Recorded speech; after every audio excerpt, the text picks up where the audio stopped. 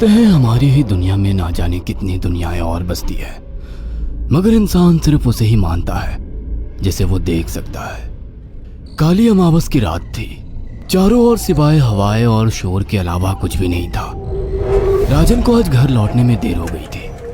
रात के सन्नाटे को वो अपनी साइकिल से चीरता हुआ चला जा रहा था। वो गांव की नदी तक पहुंचा ही था कि तभी उसे नदी के पास एक काला साया दिखाई दिया जो नदी के किनारे पानी को घूरे जा रहा था। इतनी रात को नदी के पास देखकर राजन के ना जाने क्यों रोंगटे खड़े हो गए। उसे ऐसा महसूस हुआ मानो उसके पैर साइकिल के पैडल पर जम गए हो। राजन कपकपाते हुए होठों से बोला, कौन है वहां पर? राजन ने इतना बोला ही था कि अचानक वो साया बिजली की रफ्तार से दौड़ता हुआ राजन के नजदीक आ गया। राजन की नजर जैसे ही उस साये पर पड़ी, उसके हलक से एक भयानक चीख निकल गई। इस घटना के 1 महीने बाद अर्जुन का सारा ध्यान ड्राइविंग पर था। उसकी पत्नी शिखा कार में ड्राइविंग सीट के बगल में बैठी हुई एक मैगजीन पढ़ रही थी। शिखा ने मैगजीन रखकर अर्जुन की ओर देखकर कहा, और कितनी दूर रह गया है तुम्हारा गांव अर्जुन? बस थोड़ी दूर रह गया है, आधे घंटे में हम पहुंच जाएंगे। तुम्हारे चेहरे पर इतनी टेंशन क्यों है? टेंशन क्यों नहीं होगी शिखा, मैंने अपनी माँ को बगैर बताए तुमसे लंदन में शादी जो कर ली। पता नहीं माँ तुम्हें देखकर कैसे रिएक्ट करेगी। डोंट वरी अर्जुन, मुझ पर भरोसा रखो। तुम्हारी माँ को मनाने की जिम्मेदारी मेरी है। आई होप शिखा ऐसा ही हो। यकीन मानो अगर ऐसा हुआ ना तो मेरे ऊपर से एक बहुत बड़ा बोझ उतर जाएगा। अब मुस्कुरा भी दो यार। अच्छा, तुम बता रहे थे कि गांव में तुम्हारी बहुत बड़ी हवेली बनी हुई है। कुछ बताओ ना अपनी हवेली के बारे में। अरे 15 मिनट में हम वैसे भी पहुंचने वाले हैं, तुम खुद देख लेना। कुछ ही देर में अर्जुन अपने गांव वीरपुर अपनी हवेली में खड़ा हुआ था। अर्जुन की मां अर्चना देवी अर्जुन के स्वागत के लिए हवेली के बाहर खड़ी हुई थी। अर्जुन ने दौड़कर अपनी मां के पैर छुए और डरते हुए बोला, ये शिखा है मां, मेरी पत्नी। हम दोनों ने लंदन में शादी कर ली। अर्जुन की बात सुनकर अर्चना देवी मुस्कुराकर बोली, कोई बात नहीं बेटा, एक ना एक दिन तो तुझे शादी करनी ही थी। इतना बोलकर अर्चना ने अपनी बहू को गले लगा लिया और वो अंदर आने का इशारा करती हुई वहां से चली गई। अर्जुन को अपनी माँ का ये बिहेवियर देखकर बहुत ज्यादा हैरत हुई। उसे उसकी माँ इस बार बहुत बदली हुई सी लगी। अर्जुन पूरे 10 साल बाद लंदन से आया था। अर्जुन उन्हीं ख्यालों में खोया हुआ था कि उसके कानों में उसकी पत्नी शिखा की आवाज टकराई। अब क्या बाहर ही खड़े रहने का इरादा है क्या? अंदर नहीं चलोगे? कौन से ख्यालों में गुम हो गए? मुझे लगा था माँ को मेरी शादी के बारे में जानकर बुरा लगेगा, मगर माँ को तो जैसे कोई फर्क ही नहीं पड़ा। अजीब आदमी हो, ये तो अच्छी बात है। मुझे मेहनत करने की जरूरत ही नहीं पड़ी। चलो अब अंदर भी चलो। अर्जुन और शिखा अंदर की ओर चले गए। अर्जुन ने देखा कि उसकी हवेली में सन्नाटा पसरा हुआ था। उसे याद था कि उसकी हवेली में बहुत सारे नौकर चाकर हुआ करते थे। डाइनिंग टेबल पर डिनर के दौरान अर्जुन अपनी माँ से जो बोला वो सुन उसकी पत्नी शिखा और रहस्यमय अंदाज में मुस्कुराकर लगातार देखे जा रही थी। माँ, हवेली के सारे नौकर कहाँ गए? मैंने सबको छुट्टी दे दी बेटा। लेकिन क्यों माँ, तुम्हें तो काम करने में बहुत ज्यादा तकलीफ होती होगी। नहीं बेटा, मुझे कोई तकलीफ नहीं होती। कुछ वक्त से मुझे सुकून और सन्नाटा अच्छा लगता है। अर्जुन इससे पहले अपनी माँ से कुछ कहता कि उसकी माँ ने उसे बोलने से रोक दिया। अर्जुन चुपचाप खाना खाने लगा। खाने के बाद अर्जुन और शिखा बेडरूम में चले गए। अर्जुन बेड पर सोच में लेटा हुआ था कि अचानक शिखा अर्जुन से लिपट गई और वासना का तूफान अपने चरम पर पहुंच गया था। अचानक शिखा को दरवाजे पर 2 लाल लाल आंखें दिखाई दिए। उसे ऐसा लगा जैसे कि कोई उसे देख रहा हो। शिखा ने तुरंत बेड से उठकर अपने कपड़े पहन लिए। क्या हुआ शिखा? अर्जुन, मुझे ऐसा लगा जैसे कोई हम दोनों को देख रहा हो। पागल हो गई हो क्या?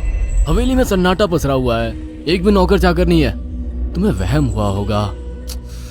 तुमने तो सारा मूड खराब कर दिया शिखा, अब सो जाओ। उस रात अर्जुन तो गहरी नींद में सो गया, मगर शिखा की आंखों से नींद कोसों दूर थी। अगली सुबह शिखा जल्दी उठकर किचन की ओर चली गई, मगर उसने देखा कि उसकी सास अर्चना नाश्ता तैयार कर चुकी थी। माँ, आपने तकलीफ क्यों की? मुझे बुला लेती आप। शिखा की बात सुनकर उसकी सास अजीब से अंदाज में शिखा की ओर देखने लगी। उनके देखने के अंदाज में पता नहीं ऐसा क्या था। कि शिखा को अपने रोंगटे खड़े होते हुए महसूस हुए। अर्चना धीरे धीरे करीब कदमों से शिखा के करीब आकर बोली, कोई बात नहीं बेटी, तुम्हें अब यहीं रहना है। तुम सिर्फ मेरे बेटे के साथ प्यार से रहो और जल्दी से मुझे एक पोता दे दो। काम की चिंता मत करो, वो सब मैं कर लूंगी। कुछ ही दिनों के बाद अर्चना गर्भवती हो गई। उसे हवेली में रहते हुए 6 महीने से ज्यादा वक्त हो चुका था और इन 6 महीनों में उसने नोट किया कि जब से वो गर्भवती हुई है, उसकी सास अचानक से आकर उसके पेट पर हाथ फेरने लगती और अजीब से अंदाज में उसके पेट को घूरने लगती। शिखा ने तंग आकर अर्जुन से कहा, अर्जुन, मुझे तुम्हारी माँ का बिहेवियर बड़ा अजीब लगता है। तुम्हारी माँ जब देखो मेरे पेट पर आकर हाथ फेरती रहती है। अरे माँ को अपने पोते के आने का बेसब्री से इंतजार है शिखा, इसमें अजीब लगने वाली क्या बात है? मैं तुम्हें कैसे समझाऊं? मैंने माँ की आंखों में एक अजीब सी चमक देखी है। कैसी चमक? शिखा के मुंह से अचानक से एक अल्फाज निकल गया, जैसे किसी डायन की आंखों में होती है। शिखा की बात सुनकर अर्जुन का गुस्सा 7वें आसमान पर पहुंच गया। वो गुस्से से चीखते हुए बोला, खबरदार शिखा, आगे एक शब्द मेरी माँ के खिलाफ मत निकालना, नहीं तो मुझसे बुरा कोई नहीं होगा। तुम्हें शर्म आनी चाहिए शिखा। जब से तुम यहाँ पर आई हो तब से मेरी माँ तुम्हारी कितनी चिंता करती है। वह तुम्हें समय से खुद नाश्ता बनाकर देती है, खाना देती है, यहाँ तक कि हवेली की साफ सफाई भी वो अकेली करती है। क्या बोलूं अब तुमसे, शर्म आती है मुझे तुम्हें अपनी पत्नी कहते हुए। इतना कहकर अर्जुन गुस्से से कमरे से निकल गया। शिखा अर्जुन से बहुत कुछ कहना चाहती थी मगर कह नहीं पाई। उसने महसूस किया था कि चाहे कितनी भी तेज आंधी और तूफान आए, मगर हवेली के अंदर धूल की एक परत तक नहीं जमती थी और दिन ब दिन अर्चना के चेहरे की झुर्रियां कम होती जा रही थी। ऐसा लगता था मानो वो जवान हो रही हो। शिखा के अब 9 महीने कंप्लीट हो चुके थे और एक रात अचानक उसे प्रेगनेंसी पेन होने लगे। वो दर्द से तड़पने लगी। ये देखकर अर्जुन घबरा गया। वो दौड़ा दौड़ा माँ को बुलाकर लाया और बोला, माँ, हमें तुरंत शिखा को किसी अच्छे हॉस्पिटल में एडमिट कराना होगा। अर्जुन ने देखा कि उसकी माँ ने उसकी बात को सुना ही नहीं। वो तो बस शिखा के गर्भ की ओर आंखें फाड़ फाड़ कर देखी जा रही थी। अर्जुन एक बार चिल्लाकर कहा, माँ, हमें शिखा को इसी वक्त हॉस्पिटल में एडमिट कराना होगा। नहीं, शिखा की डिलीवरी हॉस्पिटल में नहीं, इसी हवेली में होगी। लेकिन इस हवेली में आपके और मेरे अलावा कोई नहीं है। तभी शिखा दर्द से तड़पने लगी।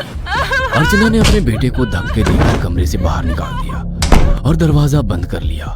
अर्जुन हक्का बक्का रह गया। अर्जुन दौड़ता हुआ गांव की ओर गया।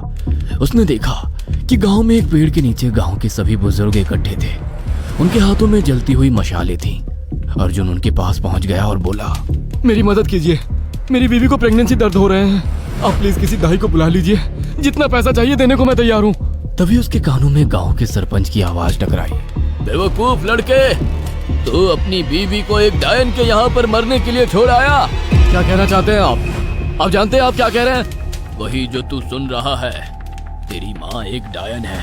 इन गांव वालों के हाथों में जो मशाले देख रहा है ना, हम तेरी ही हवेली में आग लगाने जा रहे थे। तेरी माँ ने इस गांव में ना जाने कितने नौजवानों को मार कर खाया है। तेरी माँ एक डायन है। लगता है आपका दिमाग खराब हो गया है। आप जानते भी हैं मैं कौन हूँ? हाँ, मैं जानता हूँ। तू ठाकुर धीरेन्द्र प्रताप का बेटा है। तेरे पिता को शक हो गया था कि तेरी माँ एक डायन है, इसीलिए उन्होंने तुझे हमेशा उससे दूर रखा। पहले तेरी माँ ने तेरे पिता को मारा और धीरे धीरे करके वह हवेली के सारे नौकरों को मार कर खा गई और फिर गांव वालों को भी मारने लगी। और अब तो तेरे होने वाले बच्चे को खाएगी, क्योंकि डायन को नवजात शिशु का मांस खाना बहुत पसंद होता है। अगर मेरी बात पर यकीन नहीं है तो चलकर मेरे साथ तो खुद अपनी आंखों से देख ले। इतना कहकर सरपंच अर्जुन को लेकर हवेली की ओर चल पड़ा। उसके पीछे कई लोग थे जो जलती मशाले पकड़े हुए थे। हवेली के अंदर घुसकर उन्होंने उस कमरे के दरवाजे को तोड़ दिया जहां पर शिखा थी। कमरे का मंजर देखकर अर्जुन के रोंगटे खड़े हो गए। उसने देखा कि उसकी माँ एक बेहद भयानक रूप में उसके बच्चे का मांस खा रही थी और उसकी पत्नी शिखा फर्श पर मरी हुई पड़ी थी और पूरा फर्श खून से लाल था। अर्जुन को अपनी आंखों पर यकीन नहीं आ रहा था कि तभी उसकी माँ उसके ऊपर झपटी। सरपंच ने चीखकर कहा, अरे इस डायन को आग लगा दो, जिंदा जला दो इसे और साथ ही इस हवेली को भी। सभी लोगों ने जलती हुई मशाले डायन के ऊपर फेंक दी। देखते ही देखते डायन दर्द से चीखने और चिल्लाने लगी और कुछ ही देर में वो जलकर राख हो गई। हवेली में आग लगते ही सभी लोग अर्जुन को खींचकर बाहर ले आए। अगले दिन अर्जुन अपनी पत्नी की यादें साथ लेकर आंखों में आंसू लिए दोबारा लंदन वापस चला गया। अगर आपको हमारी ये कहानी पसंद आई हो तो इसे लाइक और शेयर करना ना भूलें। साथ ही ऐसी और नई कहानियों के अपडेट्स पाने के लिए हमारे चैनल अक्षु टीवी को जरूर सब्सक्राइब करें।